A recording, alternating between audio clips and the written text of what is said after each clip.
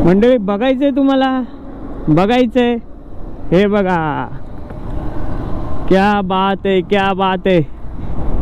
तर सगळ्यांचं स्वागत आहे मुंबई गोवा हायवेच्या रस्त्यावर NH66। बापरे कसला खतरनाक ॲक्सिडेंट झालाय।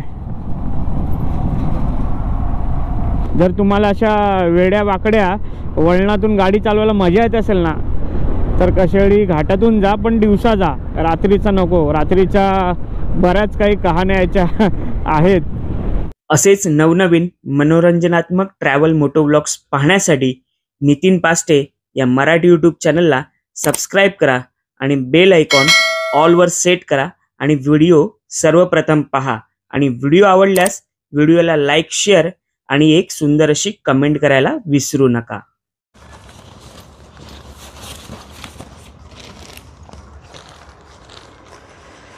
तर मंडळी पुन्हा एकदा लॉंग राईडची तयारी। तर मी चाललेलो आहे शिमग्याला गावी, आणि तुम्ही म्हणाल की आता व्हिडिओ करतोयस। ॲक्च्युली आमच्या गावचा शिमगा आहे ना सगळ्यात शेवटी असतो, आणि आमच्या घरी पालखी आल्यानंतर दुसऱ्या दिवशी पालखी पुन्हा एकदा देव जो असतो तो मंदिरामध्ये जातो। पालखीतून देवांची रूपं निघतात आणि पुन्हा मंदिरामध्ये ते प्रस्थान होतं। तर तो जो काहीचा सोहळा असतो ना, तो सगळ्यांचा झाला म्हणजे सगळ्या गावांमध्ये झाल्यानंतर आमच्या गावांमध्ये असतो। तर माझं गाव आहे संगमेश्वरच्या पुढे साखरप्या, आणि साखरप्यामध्ये भडकंबा हे गाव आहे। तर आता मी चाललो, आणि आता वाजलेत रात्रीचे 11 वाजलेत। तर फायनली तयारी झाले। तर 1-2 तासाची झोप घेऊन थोडंसं 2-1 वाजता निघायचा माझा प्लॅन आहे। कारण मुंबईचे रस्ते तुम्हाला माहितीच आहेत, आणि कशेडी घाटानंतर जेव्हा सकाळचा जो नजारा असेल तो आपल्याला या व्हिडिओमध्ये पाहायचा आहे।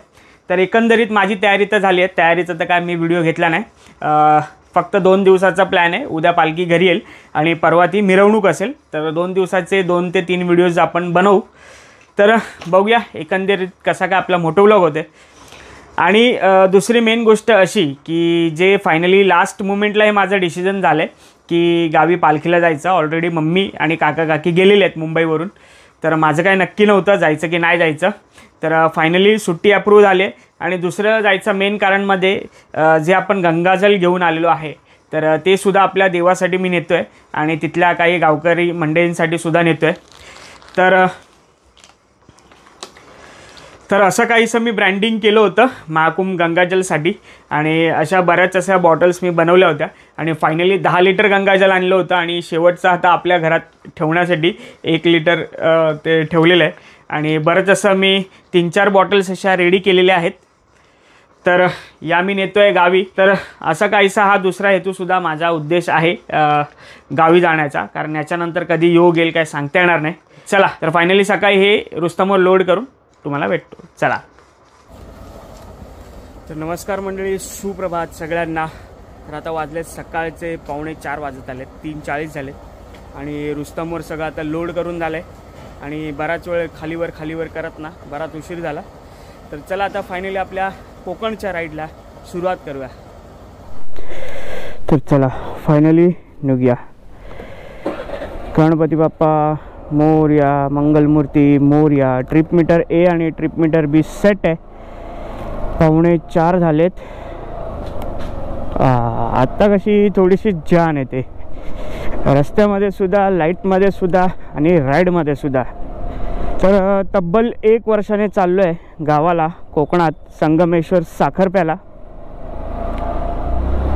आणि उत्सुकता तर आहे। मस्त असे नवनवीन रस्ते झालेले आहेत, आणि रस्त्याची जास्त काय अपडेट वगैरे काय देणार नाही आहे, कारण बऱ्याच अशा यूट्यूबर्सने दिलेली सुद्धा आहे ऑलरेडी। तर आज फक्त राईडची सुंदर अशी मजा घ्यायची आपल्याला।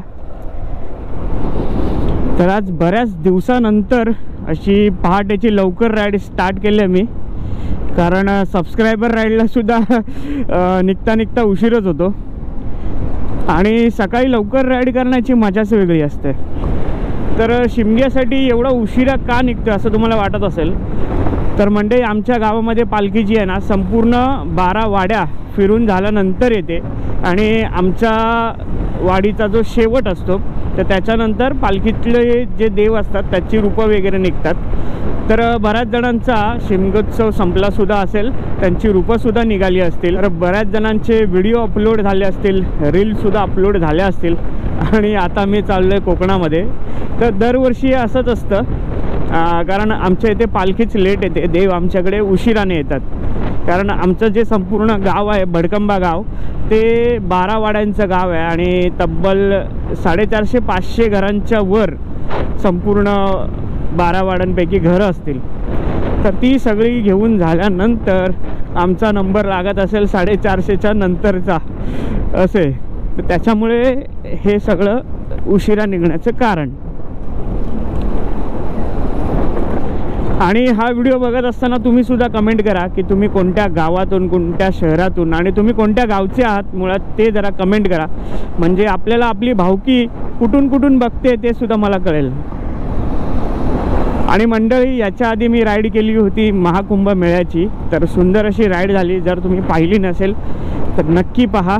आणि आता 4 वाजलेत आणि फटाफट थोडासा रस्ता कवर करूया. आणि आजचा रूट काय नवीन रूट नाही आहे, मी मुंबई गोवा हायवेनेच जाणार आहे.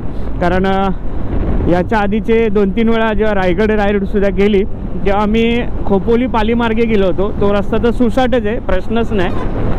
तर आता मला अनुभवायचं आहे मुंबई गोवा हायवे, तर त्या दिशेने आपण आता प्रस्थान करतोय. तर मंडळी, जवळजवळ आता 1 तास झाला आहे आणि राईडचे पहिले 50 किलोमीटर कंप्लीट झालेत आणि आपण आता पोचलोय कळंबोली फाट्याला. जर सरळ गेलो तर एक्सप्रेस हायवे, जिथे 2 व्हीलर अलाउड नाही आहे. तर आता आपण खालून जाऊया आणि JNPT मारत आपण डायरेक्ट पळसपे फाटा पोचू. आणि पळसपे फाट्याच्या नंतर आपल्याला पेट्रोल ब्रेक घ्यायचा आहे. आणि आता 4:45 वाजलेत, आपण 4:45 वाजता निघालो होतो. तर 1 तासात मस्त 50 किलोमीटर व्यवस्थित असं आलेलो आहे आपण. आणि सकाळी कोणी नसताना त्या राईड करायला खूप मजा येते. आणि मुंबई कधीही लवकर सोडावी आणि उशिरा यावं मुंबईमध्ये, ते तुमचं फायद्याचं आहे. कारण वेस्टर्नचं जे ट्रॅफिक आहे ना बाबा, भयंकर असतं. या JNPTच्या रस्त्याला आहे ना संपूर्ण लाईट अशा बनचालू चमकतात, लाईक DJ. म्हणजे एकत्र गेले आहेत की या जाण्याच्या कंडिशनमध्ये आहेत काहीच नाही कळत आहे. बघा ना, सगळे एकदम ढिंचॅक ढिंचॅक ढिंचॅक ढिंचॅक. जट्टियमला पगला दिवाना, क्या बात आहे, क्या बात आहे. बघा ना, का भारी वाटतंय. पण रस्त्यावर आपलं कॉन्सन्ट्रेशन नाही होत ना, कधी काय कुठे खड्डा असेल, कधी स्पीड ब्रेकर असेल, तो आपल्याला कळत नाही. ए ढुकचुक ढाकचुक ढुकचुक ढाकचुक ढुकचुक ढाकचुक. तर सगळ्यांचं स्वागत आहे मुंबई गोवा हायवेच्या रस्त्यावर NH66.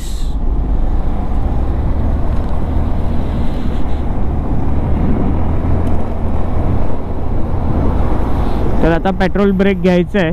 आता 5 वाजलेत आणि 62 किलोमीटर आपलं कंप्लीट झालेलं आहे. आणि लेट्स सी कसा काय हा रस्ता मिळतोय. रात्री काय आपल्याला जास्त दाखवायला मिळणार नाही, त्यामुळे मी रात्रीची आत्ताची व्लॉगिंग कमी करतोय. कारण आपल्याला कोकणात जास्त एक्सप्लोअर करायचं आहे, होता होईल तेवढा तिकडचा भाग दाखवायचा आहे. तर आता फटाफट पेट्रोल टाकू आणि पुढची राईड अशीच कंटिन्यू करू. रस्ता तर छान दिसतोय, तर चालवूया मस्त.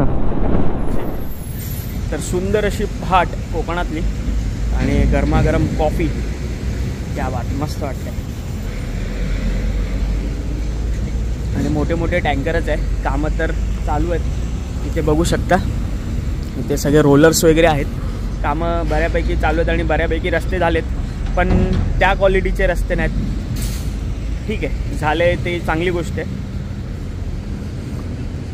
आणि आता नाश्त्याला याच्यानंतर मी विचार करतोय डायरेक्ट माणगावला थांबू. माणगावला एक छान हॉटेलमध्ये मिसळपाव मिळतो, ते मिसळपाव खाऊ. कारण कोकणात आलो आणि तिखट झणझणीत मिसळपाव, वा. चला पुढचा रस्ता कवर करू आणि बघूया. एक्साइटेड आहे आणि अजून या ब्लॉगमध्ये काय पाहायला मिळणार आहे नक्की स्टे ट्यून राहा. चला मामा, थँक्यू.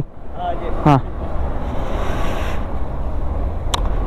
तर मस्त मामांशी थोड्या गप्पा मारल्या आणि आता पुढचा प्रवास कंटिन्यू. गणपती बाप्पा मोरया. तर आता तुम्हाला व्हिज्युअल्स दिसायला लागलेत. तर आता स्क्रीनवर आपल्या लाईटसुद्धा आले आहे मस्त. तर अजून सूर्यनारायणाचं दर्शन नाही झालंय. Let see. आणि हा नागोठण्यामधला रस्ता आहे. इथे असे डायव्हर्जन खूप आहे. नागोठणे इंदापूर आणि माणगाव नंतर आपल्याला व्यवस्थित असा छान रस्ता मिळेल. माणगाव महाड त्याच्यानंतर काही प्रश्न नाही. पण बघू शकता इथे चालू आहेत कामं. होऊ देत लवकर. गणपतीच्या आधी आश्वासनं दिली आहेत. आता किती गणपती गेले काय माहिती. 18 वर्षाच्या वर तर झाली आहेत. मंडळी बघायचंय तुम्हाला. बघायचंय. हे बघा क्या बात है, क्या बात है. एक नंबर, एक नंबर. हाच नजारा पाहण्यासाठी आपण सकाळी लवकर बाहेर पडतो आणि इतकं सुंदर असं दृश्य आहे. फुल पॉझिटिव्हिटी. सूर्य उगवला प्रभात झाली आडवा डोंगर. सूर्य उगवला प्रभात झाली आडवा डोंगर. आडवा डोंगर तयाला माझा नमस्कार. अहो आडवा डोंगर तयाला माझा नमस्कार. क्या बात है, क्या बात है, क्या बात है. यस. तर 7:30 वाजलेत. आपण 3.5 तासांमध्ये आलो आहे माणगावला. तर हे माणगाव शहर. आणि मध्ये जेव्हा थांबलो होतो अर्धा पाऊण तास तिकडे गेला. फोटोज वगैरे काढले मस्त स्टोरीला टाकायला. जर फॉलो केलं नसेल तर इंस्टाग्राम ID येतो आहे, नक्की फॉलो करा. तर ऑलवेज गजबजलेलं माणगाव. आज सकाळ सकाळ मस्त ट्रॅफिक फ्री आहे.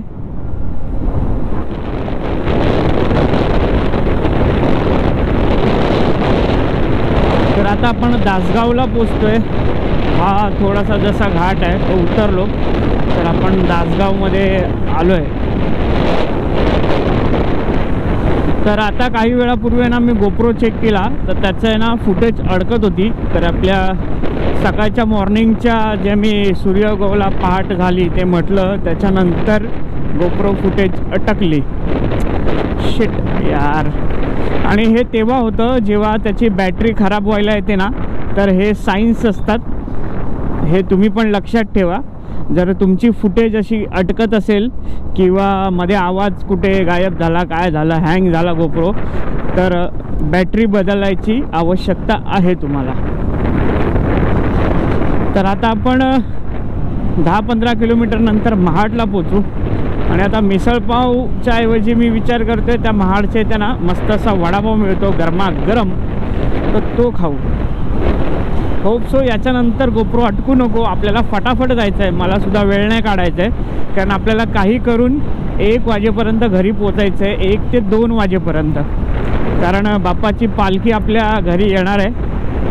तोपर्यंत फटाफट रस्ता कव्हर करायचा. जास्त वेळ नाही काढायचा मला. पोलादपूर आलो. पोलादपूर. आता आपल्याला लागेल कशेडी घाट आणि कशेडी बोगदा. तर इथून महाबळेश्वर वगैरे आंबनेळी घाट जसे आपण पावसाळ्यात सुंदर असा घाट एक्सप्लोअर केला. आणि विचार होता पोलादपूरमध्ये नाश्ता करायचा पण मनच नाही करत आहे. असं वाटतंय चालवत राहू चालवत राहू कारण आपल्या समोर आहे ना कोणच नाही आहे. त्याच्यामुळे थांबायची इच्छाच नाही होत आहे. आणि तो कंटाळवाणा प्रकार जो आहे ना तो अजूनपर्यंत आलेला नाही आहे. सकाळी जी आपण चहा प्यायलो रुची हॉटेलमध्ये नागोठण्याला त्याच्यानंतर कंटिन्यू राईड करतोय. आणि पेट्रोलसुद्धा आहे. 3 कांड्या दाखवत आहे. अजून 60-70 किलोमीटर जाईल. तर तोपर्यंत चिपळूणला पोचू. चिपळूण अजून इथून एक 70-75 किलोमीटर चिपळूण आहे. तर तेवढं जुळून येत आहे समीकरण. तर निघूया. कशाला वाट पाहायची उगाच. आणि मी विचार करतोय कशेडी घाटाने जायचं. कशेडी बोगदा तर आपण 2-3 वेळा केलेलाच आहे. बोगदा एक्सप्लोअर करण्यापेक्षा घाट बघूया काय घाटामध्ये नवीन काय झालंय, काय नवीन डांबर टाकलाय किंवा अजून काय केलंय. चला. हे तर मी कशेडी बोगद्याच्या रस्त्याला वळलो. कशेडी घाटावरून जातो. ते डायव्हर्जन मला कळलंच नाही. तर चला पुन्हा युटर्न घेऊ, बघूया. तो आय थिंक ना तिथून रस्ता चढतो, त्या 2 ट्रॉलींच्या मधून गेलो तर तो रस्ता राहिला माझा. काय नाही, चला बघूया. पण मला तो घाट बघायचा आहे, त्याच्यामुळे मी एवढी ओढाताण करतोय. तर हे बघा मंडळी, तिथून आलात ना तर हा तो डायव्हर्जन आहे. इथून सगळी मंडळी चाललेत कशेडी बोगद्याकडे, पण मला कशेडी घाट एक्सप्लोअर करायचा आहे. तर इथे आहे ना श्री स्वामी समर्थ मठ कशेडी बंगला असं लिहिलेलं आहे. तर तुम्हाला हा रस्ता पकडायचा आहे जर तुम्हाला घाटाचा रस्ता बघायचा आहे. तर चला बघूया, एक्सायटेड आहे मी कशेडी घाट बघण्यासाठी. कारण अंदाजे गेल्या वर्षी पण नाही, 2 वर्ष आधी आलो असेल आपण इथून. कसा काय आहे, आणि रस्त्याला कोणीच नाही आहे, त्याच्यामुळे दिल थांब के बैठिए.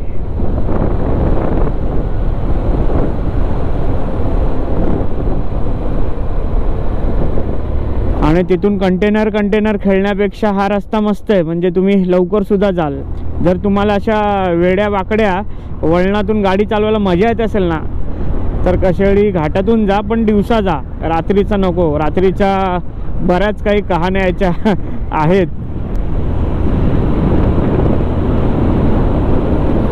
क्या बात आहे, क्या बात आहे, किती सुंदर.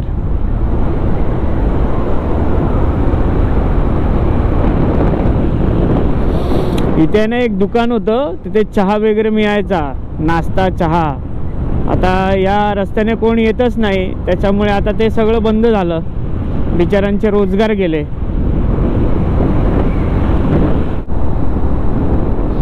हे बघा, नवीन डांबर टाकण्याचं काम अगदी जोरात सुरू आहे.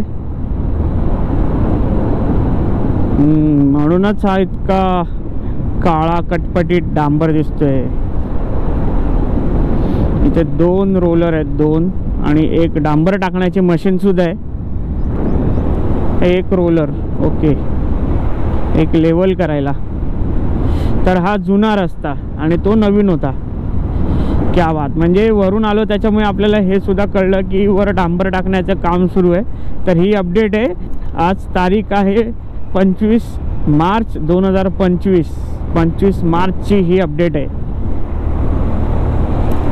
तर आता याच्या पुढे पण हा रस्ता कंटिन्यू होतोय, तर मजा येणार पावसाळ्यात. फक्त डांबर उडून नाही गेला पाहिजे बस. तर म्हणजे ही ती जागा होती, इथे पोलीस पहारा असायचा आणि जे काही ट्रक जायचे त्यांची चेकिंग वगैरे व्हायची. तर आता इथे सगळं बंद आहे. सगळी छोटी मोठी दुकानं सुद्धा बंद आहेत. इथे पण एक घर होतं. तर असा काहीसा नजारा आहे आत्ताचा कशेडी घाटाचा. आणि इथे आता पुढे गेल्यावर ना श्री स्वामी समर्थांचा मठ लागेल आणि तो इथला टॉप पॉइंट आहे. त्याच्यानंतर आपण घाट उतरायला सुरुवात करतो. रत्नागिरी 150, चिपळूण 61 आणि भरणे नाका 24. आणि ते आहे श्री स्वामी समर्थांचा मठ इथे वर. तर इथे बघा बोर्ड लावलाय, श्री स्वामी समर्थ कशेडी मठ, तालुका खेड. चला. आणि रस्त्याला रांगोळी सुद्धा काढली आहे. मी पहिल्यांदाच येतोय.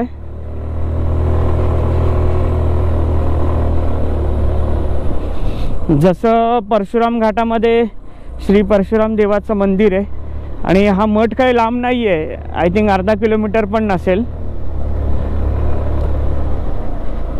सो चला पाहूया. क्या बात. बघता बघता आलो, पोचलो पण. तर श्री स्वामी समर्थ जय जय स्वामी समर्थ. श्री स्वामी समर्थ जय जय स्वामी समर्थ. श्री स्वामी समर्थ जय जय स्वामी समर्थ. श्री स्वामी समर्थ जय जय स्वामी समर्थ. मंडळी सुंदर असं स्वामींचं दर्शन झालं. आम्ही आरतीसुद्धा केली, 15 मिनटं आरती केली. त्याच्यानंतर इथे ज्ञानसाधना रूमसुद्धा आहे, तुम्ही इथे येऊन ज्ञानसाधनासुद्धा करू शकता. आणि सुंदर मंदिर आहे. कधी कशिडी घाटातून जात असाल ना, नक्की इथे भेट द्या. आणि बऱ्याच जणांनी दिलीसुद्धा असेल. तर सकाळपासून मी व्हिडिओमध्ये म्हटलं की नाश्ता करायचा होता, तर स्वामींद्वारेच आपल्याला प्रसादसुद्धा मिळालेला आहे. तर चला, आता 10 वाजलेत. 1 तास वगैरे इथे डोकं शांत केलेलं आहे. आणि आता पुढचा प्रवास अजून एक 4 तासाचा आहे. तर आता अजून 1 तासाची भर झालेली आहे. तर चला, पुढचा प्रवास नक्की करूया. तर श्री स्वामी समर्थ. तर म्हणजे सुंदर असं दर्शन झालं स्वामींचं. आणि 1 तास झाला आपल्याला. मी 9:15च्या आधी आलो होतो, आता 10:15 होत आले. आणि समोर पाहू शकता तो कशिडी बोगद्याचा रस्ता आणि इथे कशिडी घाटसुद्धा आहे. तर दोघांच्या या उंचवट्यावर हे मंदिर आहे, टोकाला अगदी.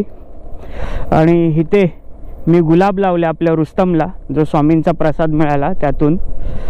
आणि 2 केळी आणि 2 लाडू खाल्ले. तर श्री स्वामी समर्थ. आता आपण घाट उतरतोय आणि त्याच्यानंतर आपण पोचणार खेडला. आणि खेडमध्ये पेट्रोल भरू आणि पुढचा प्रवास करू. आता ऊन वाढणार आहे.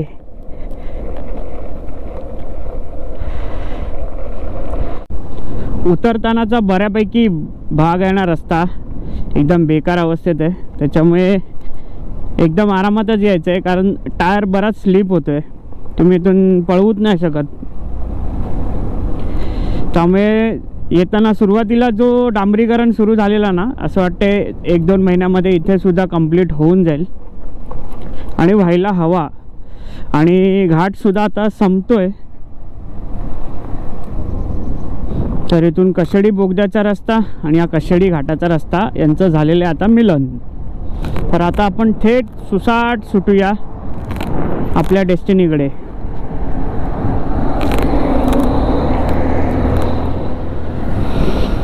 भोसते घाट सुरू. भोसते घाटाला प्रारंभ झालेला आहे. याच्या आधीसुद्धा बऱ्याच वेळा आलो आहे.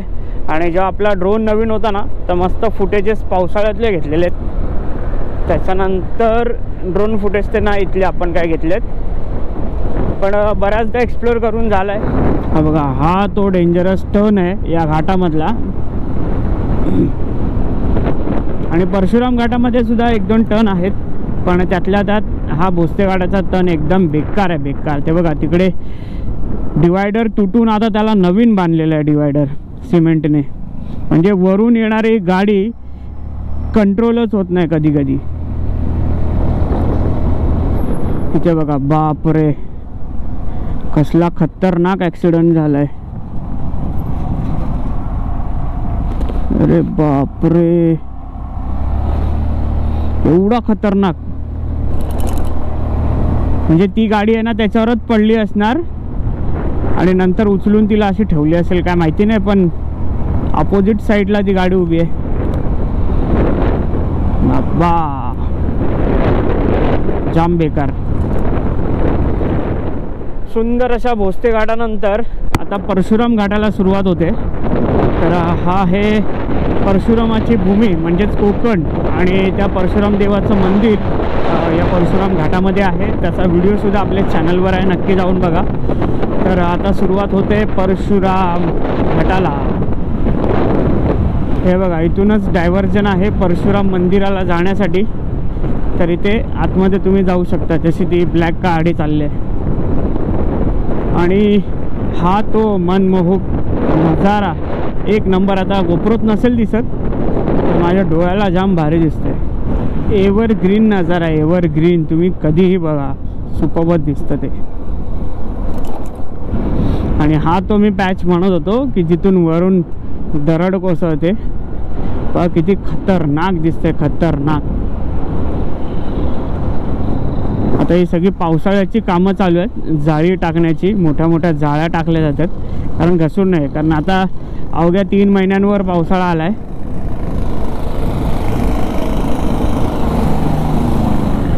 एक वेगळ्या प्रकारची मशीन बघितली मी. बघा, फर्स्ट टाइम लाईफमध्ये अशी मशीन बघतोय मी.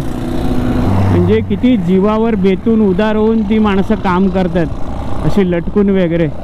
भाई आरामात कामं करा. हो हो हो. जी अशी मशीन मी पहिल्यांदा बघतोय जी ड्रिल करते आणि त्याच्यात मोठमोठे सळ्या टाकल्या जाणार आणि त्यांना धरून ती जाळी लावली जाणार पूर्ण. ते काम सुरू आहे.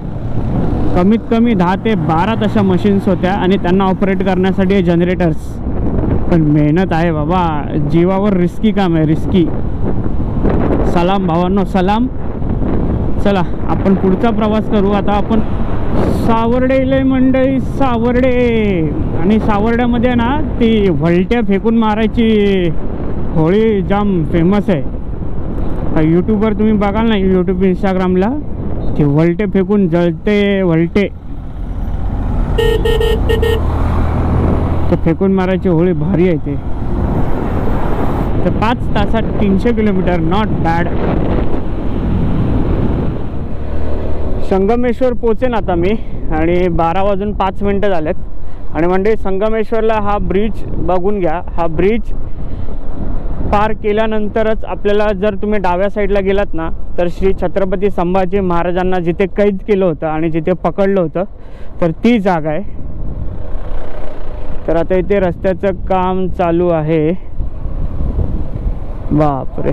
तर या मंदिराचा आणि वाड्याचा व्हिडिओसुद्धा आपल्या चॅनलवर आहे, तो सुद्धा नक्की पहा. म्हणजे कोकणात बरेच आपण फिरलेलो आहोत या पट्ट्याला. तळ कोकणात जास्त नाही फिरलो आहे. तळ कोकणात गोव्यातून येताना रेडीचा गणपती केला होता आणि त्याच्यानंतर कुणकेश्वर मंदिर केलं होतं फक्त, बस. बरंचसं असं फिरायचं आहे तळ कोकण साईडला. सिंधुदुर्ग, देवगड, मालवण वगैरे. बघू कधी काय योग येतो आहे. आणि इथे जबरदस्त असं रस्त्याचं काम सुरू आहे. सो लगे रहो, जल्दी जल्दी करो, गणपती में सब लोग को आने का है. व्यवस्थित. तर म्हणजे आता मी पोचलो आहे संगमेश्वर डेपोच्या इथे. डेपोचं काम चालू आहे ना. हां. आणि इथे श्वेताचे सासरे भेटलेत. नमस्कार नमस्कार. तर आपण मुंबईवरून गंगाजल आणलेलं त्यांना दिलं आहे आपण. तर तुम्ही पण पवित्र व्हा. असं. तर आता मी काही जास्त थांबत नाही, देऊन निघतोय, कारण वाजले 12:15 ना. 1-1.5 वाज. आणि तिकडे पोचायचं पण आहे ना लवकर, नाही तर थांबलो असतो, लवकर आलो असतो तर. चला मग निघूया. हां हो हो. नाही येऊया सावकाश. काकीला सांगा. हां बघूया कसं काय नियोजन होतंय त्याच्यावर. चला चला, काळजी घ्या. हां चला बाय.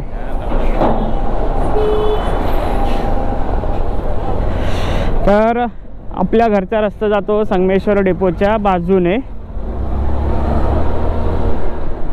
तर इथून 16 किलोमीटरवर आहे देवरुख आणि त्याच्यानंतर 16 किलोमीटर आपलं बाजारपेठ संगमेश्वर. त्याच्यानंतर 16 किलोमीटर आहे साखरपा आणि तिथून 2-3 किलोमीटरवर आहे आपलं घर. तर अजून 35 किलोमीटर आपल्याला राईड करायची आहे. आणि इथून हा जो 32 किलोमीटरचा रस्ता आहे ना, एक नंबर सुपर्ब आहे. टर्न्स बघा, टर्न्स बघा. त्या राईडला मजा येते.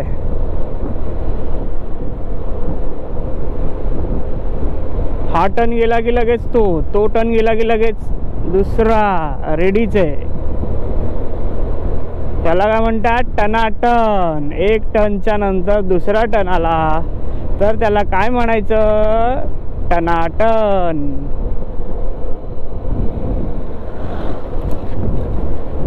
तर ही आहे आमच्या गावची सान. तर इथे उद्या कार्यक्रम असतील, नमन वगैरे. आणि हे आहे आमचं ग्रामदैवत श्री केदारलिंग देव मंदिर भडकंबा. जय श्री केदारलिंग देवा. येतो नंतर. तर आज शेवटचा दिवस जेव्हा देव पालखीमध्ये आहे आणि उद्या पालखीतले देव सगळे पूजा वगैरे करून ते पुन्हा एकदा पेटीमध्ये बंदिस्त करून ते पुढच्या वर्षीसाठी ठेवले जातील. आणि म्हणतात की देव पुन्हा, अरे रस्त्याचं काम चालू आहे वाटतं. चला आपण दुसऱ्या रस्त्याने जाऊ. असे 2 रस्ते आहेत गावाला वर जायला. तर आय थिंक या रस्त्याचं काम चालू आहे. हे बघा, हे गावचे रस्ते असे चॅलेंजिंग असतात, डायरेक्ट असे चढ असतात.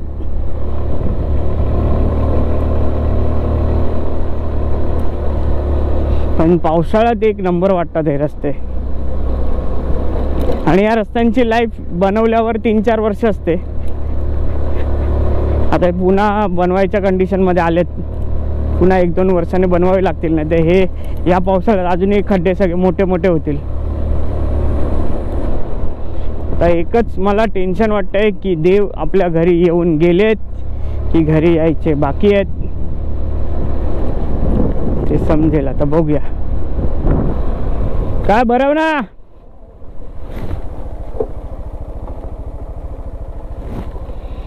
तर हे काका काय म्हणता? हा नाही ओळखलेलं, आता ओळखून दाखवा. पाष्टे पांगलेकर.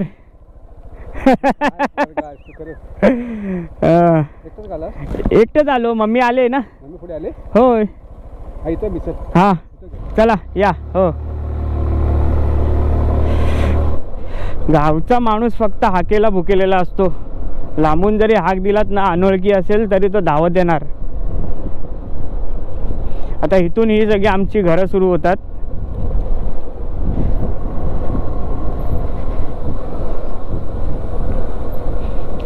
आता मम्मीला सरप्राईज मिळणार आहे, कारण मी सांगितलं नव्हतं मी येणार आहे करून. सो बघूया रिॲक्शन काय असेल. खालीच टाकूया गाडी. हो हो रे महाराजा.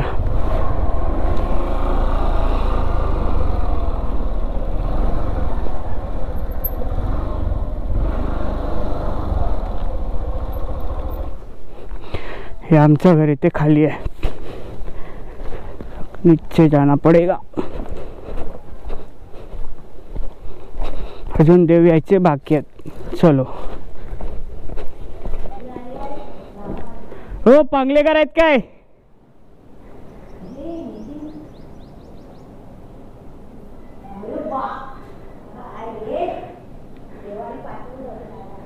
पांगलेकर कोण? रोबोट आला, रोबोट.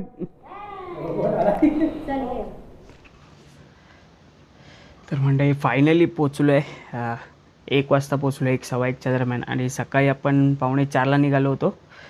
टोटल 365 किलोमीटर प्रवास झाला आणि 9-9.25 तास लागले. त्याच्यामध्ये 9-9.5 तास, 1 तास आपण त्या कशेडीच्या श्री स्वामी समर्थ मठात गेलो होतो आणि अर्धा-पाऊण तास इकडे तिकडे, म्हणजे थांबणं येणं.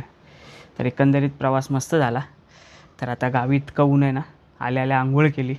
आता जरा शांत बसलो आहे. म्हटलं व्हिडिओ एंड करू, व्हिडिओ एंड नव्हता केला.